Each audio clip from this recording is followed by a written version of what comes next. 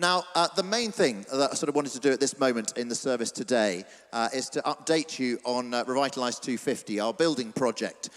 Most of you, if you've been here the last few weeks, will know as well that the government have been slightly unhelpful, shall we say, and their listed places of worship grant scheme that was meaning that we would get £1 million rebate, or sort of all the VAT that we were going to pay, we get a rebate on that of £1 million. They decided in their infinite wisdom 3 weeks ago to put a cap on that of £25,000. So that basically means that suddenly, as the little graph that's going to come up there, our project has moved from being a £6 million project to a £7 million project. And because there's this 1 million additional tax burden that has suddenly appeared 3 weeks ago.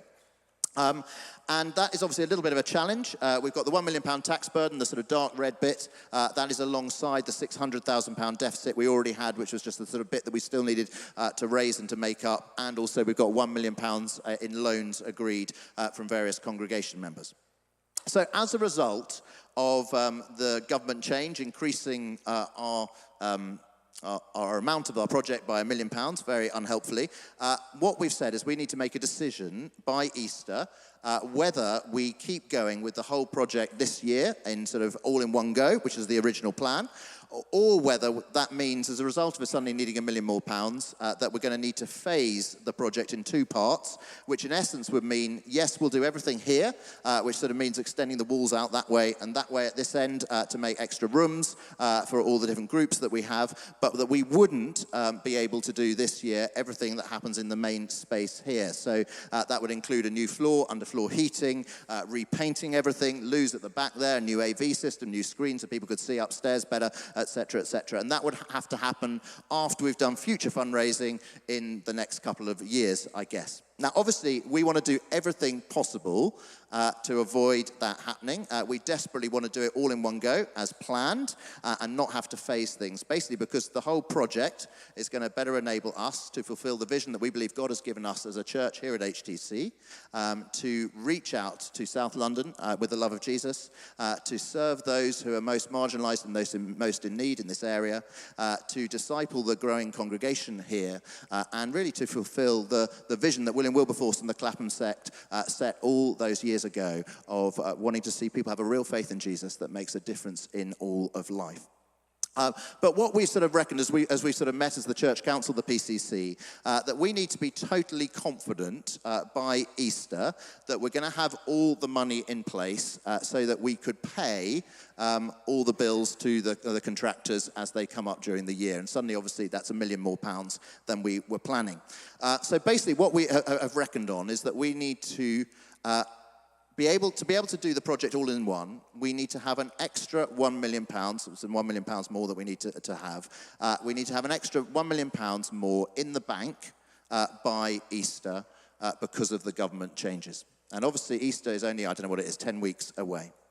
Now, Plan A is still all about changing the government's mind and getting them to reverse their decision. And with that in mind, if you happen to have seen the Sunday Telegraph on page 7, there is an article all about HTC and these challenges there. So do have a read of that. And that is part of us looking to lobby the government, to encourage them to change their mind. We've been speaking to a number of MPs and people in the civil service in the key places and the key decision makers, encouraging them to reverse their decision, particularly for projects such as ours that had already started before they introduced this cap on it, saying, actually, you need to reverse the decision there so that we do not need to raise £1 million more than we thought we were going to need to do when we'd already started the project.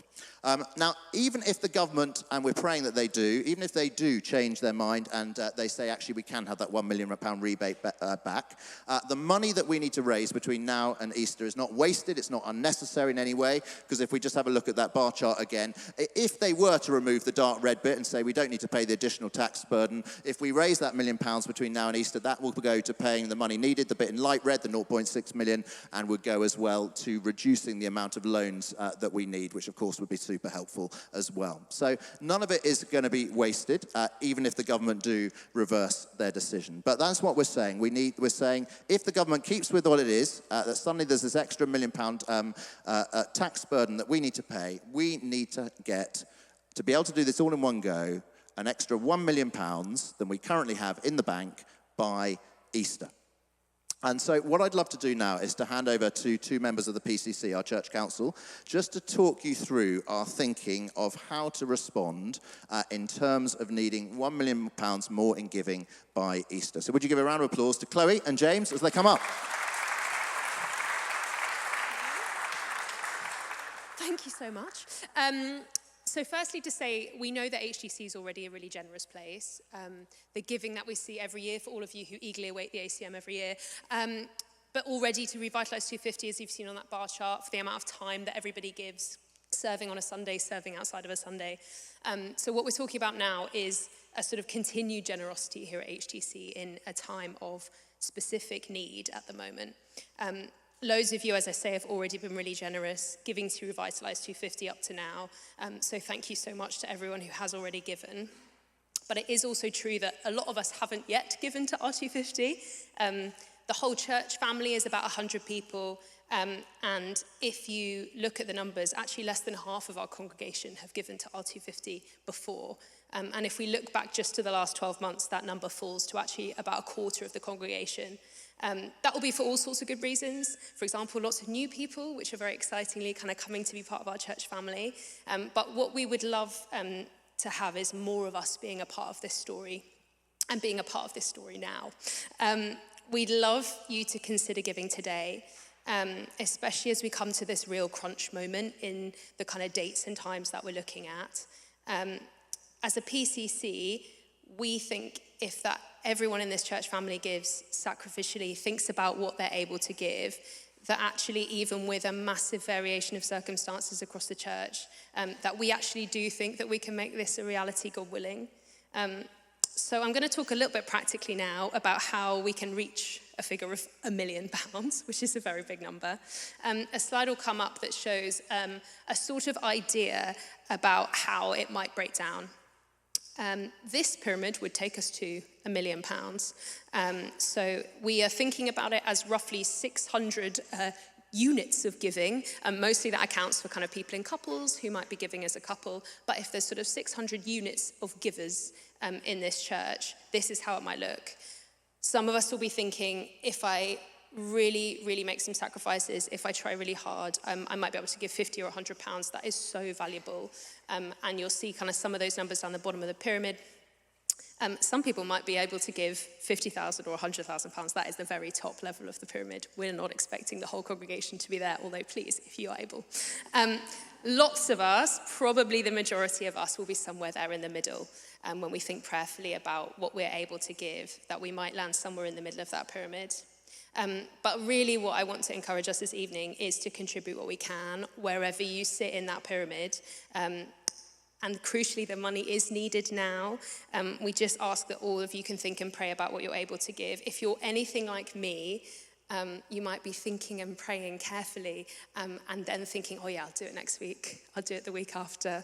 I've been thinking about doing it since the beginning of the R250 project all those many years ago. But given the timeline that we're on, I would just really like to ask that you think about it now, and that crucially, when you have made your decision, that you do something about it. Thanks, Chloe. We discussed this a few weeks ago as a PCC. That's a group of about 20 of us across the different services here at HTC. And we decided that if we were going to come to the rest of the church family, then we should go first. We should be the first ones to give in this new round of raising money for the project. And so as a group of 20, we have all donated some money afresh to this project.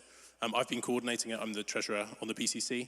And wonderfully, we have managed through that process to raise just over £210,000. So that's over 20% of the way towards the million. Which is great. It genuinely looked like that pyramid. There were one or two who could give a lot. There were a few who could only give a little. Most of us were somewhere in the middle. And what we are asking you to do now as other members of our church family is to join in, to be people who give as well to that project today, or at least before Easter, as a vote of confidence. And I say that conscious that this is the evening service. I know that the average age is a bit younger on average. Some of us, therefore, don't have as much income or wealth maybe as others. But I would encourage all of us to give something. That's what we did as a PCC. We all gave something, as much just as a vote of confidence in our church family and a commitment to serve the future generations who are going to come to HTC through this building. So if we could have a slide that just comes up next. Thank you.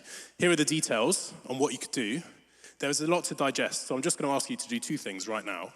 The first is, could you take out your phone, assuming everyone's got one, and take a photo of that?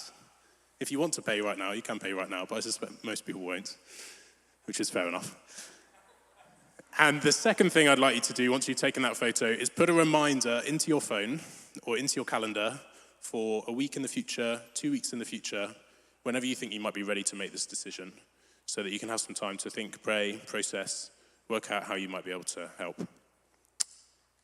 That's all from me. I'm sitting just down here, so if anyone's got any questions at the end of the service, you want to talk through anything practical or anything else, then please just come and say hello. Thanks a lot.